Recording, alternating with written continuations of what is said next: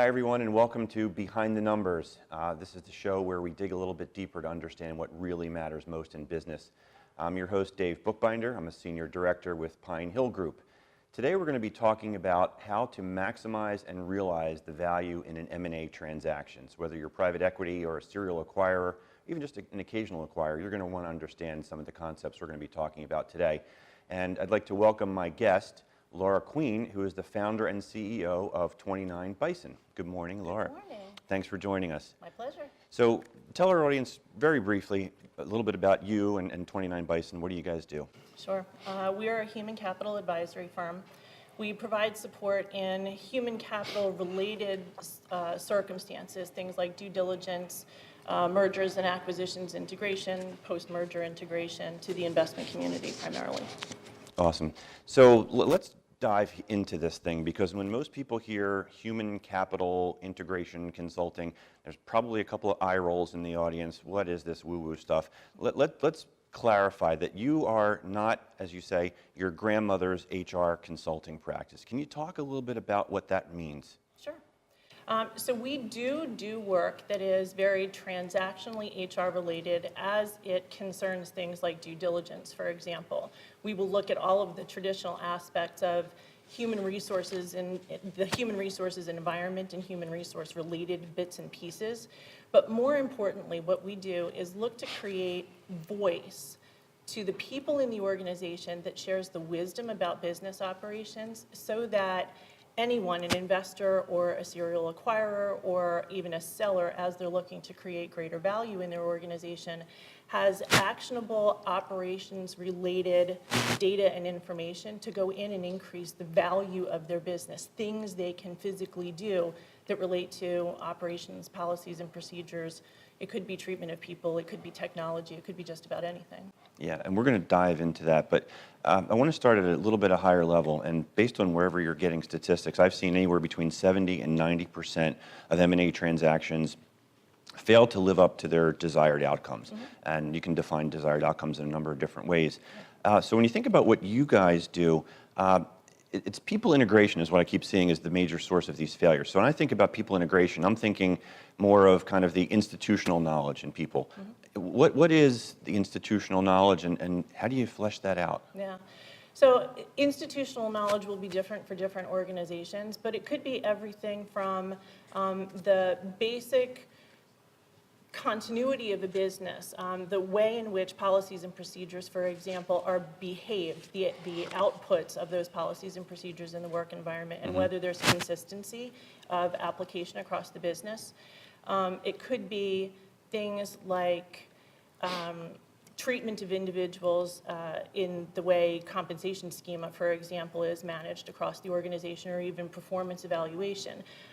Things like, are expectations clear, and are the measurable outcomes or the goals and objectives of the organization laid out in such a way that an individual at any point in the organization chain would be able to demonstrate their capacities, their proficiency of the business in a way that is replicable, scalable, or sustainable.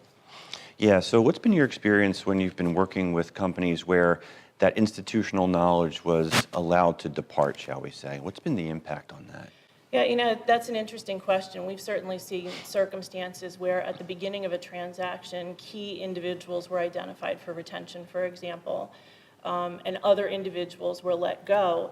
And as an outcome of those decisions that happen in something of a black box way very often, the wrong people were either let go or retained. And you wind up in a situation where you either have to hire back individuals at significant cost to the organization, and or they walk out the door with something that's really important to you.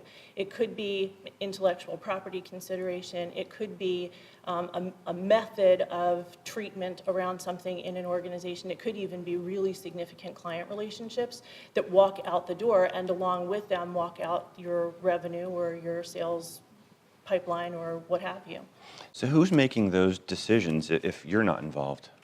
Ordinarily, the decisions around those things are made at the top of the house. And I would say that I think there's really good reason for that to be the case. We're connecting strategy of the business, both the current portion of the business and the go forward, the post-transaction portion of that strategy, But very often what gets lost in that decision-making is a real knowledge of what's happening inside of the business. What is it that drives business continuity? What's really driving the relationships potentially between your organization and your clientele or your customers? It could be that the thing that's really most important to you, for example, is customer service, for example. And if you have the customer service organization, you also have the ability of the organization to meet the demands of your clientele. And it seems like it's a good idea to cut at the bottom in order to achieve a synergy target, but perhaps there's not enough information being shared all the way up to make a reasonable decision about what makes the best sense to meet business strategy. Yeah, I don't want you to divulge any proprietary secrets, but how do you really tease out, as you're working with your clients, to understand where the embedded knowledge is and how to really drive leadership in the right direction in making these decisions? How do you find those things out? That's a great question. We use a number of tools, but in addition to that, we actually use a framework, an appreciative inquiry framework. It's born out of work that David Cooper-Ryder's created along with Diana Whitney and some of his other colleagues at Case Western Reserve University. It is a method by which you spend time in conversation, and it actually doesn't take a whole lot of time, but you spend time in conversation with various members of the staff at all levels to understand what are the historical strengths, capabilities, the mechanisms of success for an organization, where are the challenges and opportunities in an organization, so that you create a functional toolkit, for example, around ways to address what are historically considered the gaps in an organization, but more importantly, to preserve the things that have really created the success. If you're an acquirer or an investor, what you are, I would think, what you are most hoping to achieve is the capturing and the utilization of the capability, the value that was created in the organization in the first place. That's what attracted you to this particular deal. Being able to make sure that you have all of those things cataloged so you can use them for the betterment of the organization is knowledge that is resident in all of your people. And there is this methodology to go through that conversation to unearth those and to pinpoint where there are opportunities to achieve even greater success or drive greater value for an organization and make them actionable almost immediately.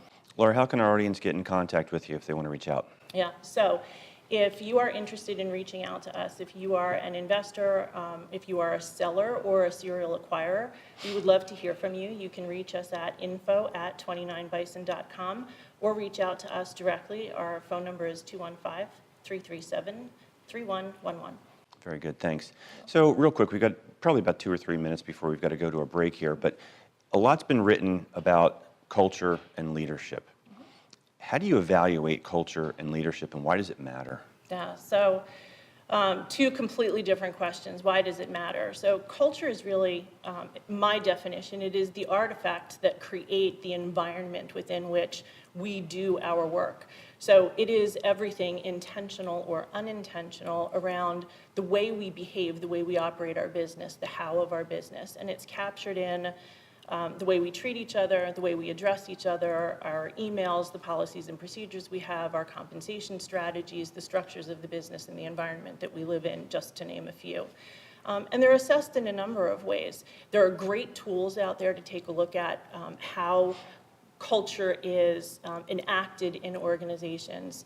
Some of them look at the language, some of them look at the behaviors in organizations. Others look at a particular set of formula like the trust index that's created by the Great Places to Work Institute, for example. Many of them are really, really helpful in getting at what culture is. But honestly, I think you need those tools in combination with the experience of the organization and primarily the lived experience of the people in the organization to really understand what it is that creates the environment in which they are supposed to be doing their work, and then evaluate whether or not that environment creates a place that is conducive to getting the best value for your business and creating wealth. Right. And it all starts with leadership, right? It does, yes, 100%. But what I heard you say there was there's measurables, there's data, and there's metrics you can point to. 100%. Nice. So I think we've got to take a break. Am I right? Yep. So we're going to have to take a quick pause here. We'll be right back after these commercial words. Don't go anywhere. Maybe an equestrian? mommy? Well, why not be all these things and more? Consider joining me, Dr. V, with friends and colleagues as we explore a wide range of topics together. V is for variety, here on RVN TV.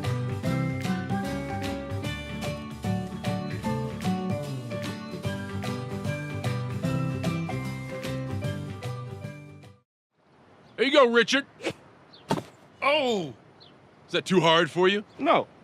Is it too hard for you? Woo! We're playing catch now. Oh, shit.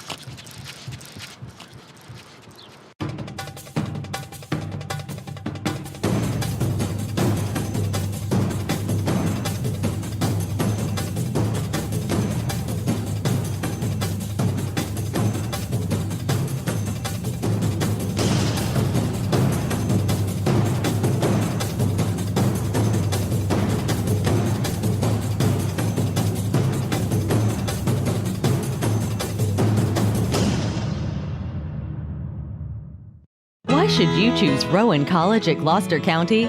Low cost. The #1 nursing program in all of New Jersey. More than 70 programs of study, including selective admissions. With record enrollment. A premier partnership with Rowan University.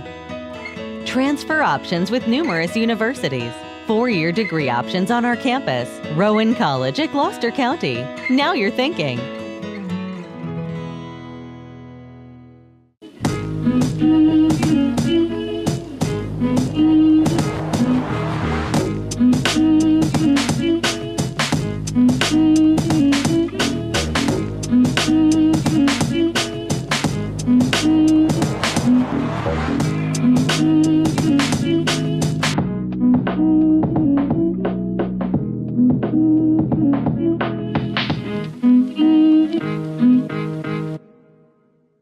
Choosing Medicare coverage can be a very confusing and complicated process.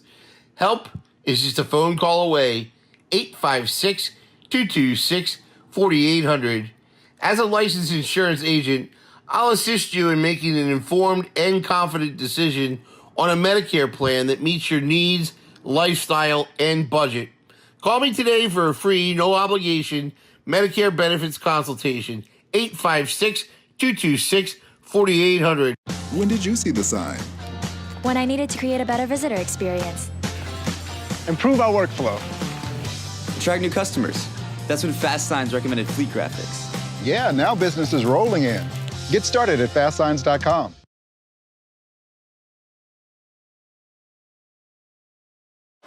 What do I want to be when I grow up? Maybe a musician?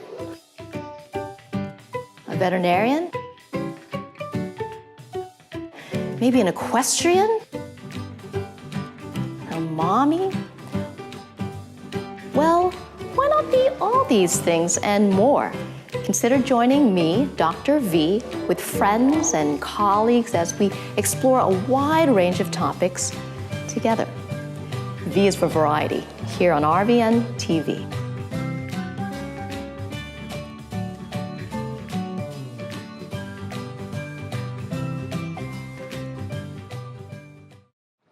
There you go, Richard. Oh! Is that too hard for you? No. Is it too hard for you? Woo! We're playing catch now. Oh, shit.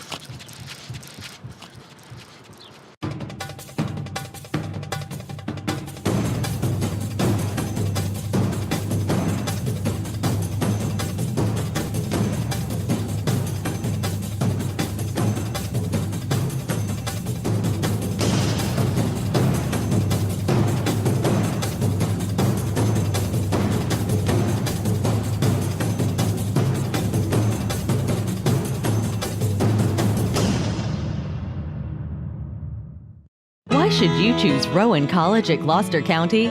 Low cost. The #1 nursing program in all of New Jersey. More than 70 programs of study, including selective admissions. With record enrollment. A premier partnership with Rowan University. Transfer options with numerous universities. 4-year degree options on our campus. Rowan College at Gloucester County. Now you're thinking.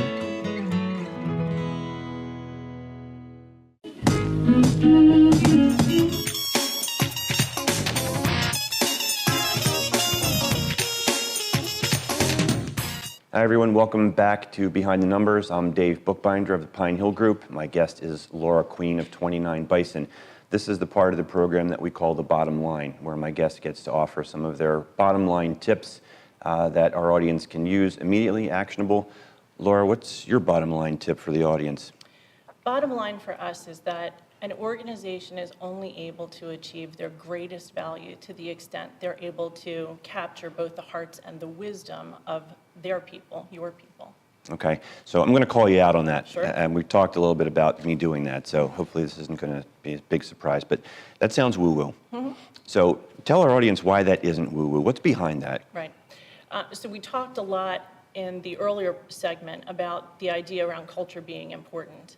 And I think culture for us is one really critically important part of the equation. It's about fostering employee engagement and the utilization of discretionary effort in the interest of moving an organization forward.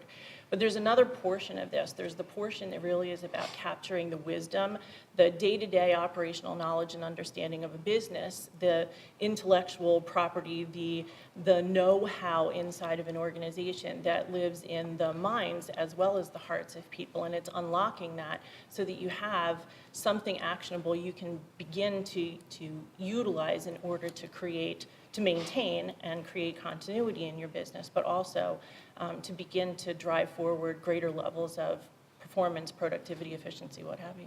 So I know you support private equity, and I'm not going to ask you to disclose who you support. That wouldn't be fair. But for the folks who may not have thought about using you in a transaction environment, can you talk a little bit about the tangible benefits that you bring to private equity? What's been their experience in working with you? Sure.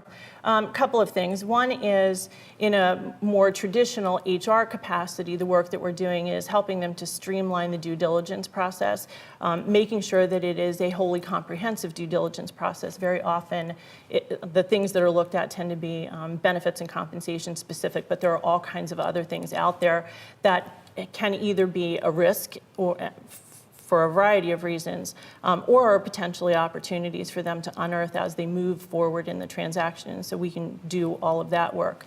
But the other thing that we offer is an opportunity to have some of these conversations, either in the due diligence, the pre-closing phase, walk them through a comprehensive closing and make sure that things are ticked and tied, payrolls are managed and moved forward quickly, all of the benefits issues are being handled, unearthing whether or not there are risks that hadn't been looked at in terms of outstanding potential litigation, for example, or a number of other things. But also in the early stages, right after integration, the opportunity to talk to team members about their lived experience in the organization and to unearth some of these opportunities for making really quick change. Yeah, so what I'm hearing is you can add a ton of value if you're brought into the conversation up front, part of the planning in the deal mode. And it sounds like you're obviously there through the transaction. How much after the deal is your team involved to really make sure that things are running properly? Yeah, it really depends. If it's an acquisition that's coming over as the basis, as a platform, as the basis for the creation of a portfolio company, for example, we will stop at closing until there's a bolt-on acquisition, and then we become part of helping them move forward with building out that portfolio company. In other circumstances, particularly in larger transactions where you're really trying to bring two organizations together over a period of time, we can stay as long as 18 or 24 months if the work that we're doing is helping them to do things like integrating multiple technology systems on the HR side, for example, or we're doing organization redesign for them where we're trying to bring two companies together, work through some of the redundant roles in an organization and make sure that they have the right leadership in the right spot through the different phases of the post-integration period. And what you need at 90 days is very different than what you need at 180 days, and that could be very, very different than what you need at 360 days. And there's a plan in place for your successor to implement that. Right. So I guess who would be the successor? Does that then fall back to the HR team? Generally, so yes, if there is an HR team, it'll fall back to the HR team. In some of the smaller situations we're working in, it generally is kind of a collaborative of the leadership team. It could be the controller who has some level of HR responsibility. In many cases, depending on the information we've been asked to provide, it could be the operations leads. So into the numbers a little bit more, if you don't mind. So obviously what I'm getting here is you're one value add, obviously, is the ability to make sure the transactions are closing, Right. get them done, and be successful. Have there been any metrics that you can point to that actually demonstrate kind of a before and after value proposition, if you will, where you've increased the valuation? Are there any metrics that the PE firms have developed around that? Generally, it's tied to the deal thesis, and so we'll work very specifically up front in these deals to understand what the deal thesis is, so that when we're looking at particular outcomes, we're helping them to manage that. We had one relatively recently where a PE firm had put together a portfolio company, and in doing so, they were bringing together initially 3 organizations. They elected to take kind of best of breed for each of the organization's historical health plans, their health and medical plans, but it really monumentally increased the cost of health plans for all of the employees. We went in and suggested to them that there were some changes they should be making, take it back out to a brokerage, have the brokerage do an evaluation of the plan for them. We made specific recommendations about things on the basis of the employees' needs and desires they thought should belong in the plan, and things that either could be add-on or could be offered as supplemental employee paid only, and worked with the brokerage firm to make sure that they were achieving the desired outcomes from a cost standpoint around the entirety of their health plan, so they weren't continuing, as they did bolt-on acquisitions, they weren't continuing to increase the costs of healthcare for their employees. Gotcha. We spent a lot of time talking about the private equity world. Let's just talk a little bit for 2 minutes or so about the world of the corporate development team. So working with an acquiring company per se. What's that experience like, and how is it different maybe than working with a private equity group?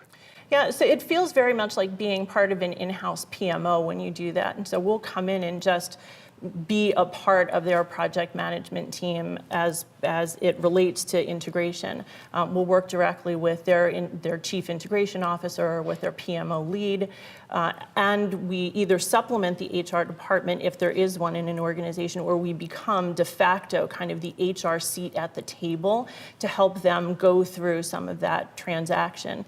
And we're there for whatever period of time they need us as part of a working group, and then we have the option and the opportunity to coordinate and connect with all of the different pieces and parts of that transaction. And we'll work with we work directly with our outside counsel, we'll work with our evaluation specialists and whoever is a part of that group. Right. Who typically is introducing you into these conversations? Who's that lead? Yeah, it depends. Sometimes we're brought in by an external service provider, a law firm, for example, a valuation firm, another financial services firm, the wealth manager for a business owner will bring us in and say, we think we need your help. In other cases, we're brought in after the fact. So something's kind of gone off a rail. They need somebody to come in and take a look at it. And that could be chief legal officer, CFO, general counsel, CHRO, somebody that says, we've identified an issue, we're not really quite sure where to go with it. Can you come in and help us figure it out? Yep. One more time, tell our audience how they can contact you. Sure. You can reach us at info@29bison, the number 29bison.com, or call us directly at 215-337-3111. So I think we've got about a minute or so left in the program, if I'm not mistaken. So what didn't I ask you that our audience needs to hear in this remaining 60 seconds or so, Laura? I think you've asked what is most important. What I will reiterate is it's critically important to understand that there's knowledge and information that can be captured as a part of this process that is immediately actionable to creating value in a transaction and to making sure that you are part of the 30% of organizations that really win in this strategy, and not the statistical 70 to 90% that really struggle to create the outcomes they're looking for.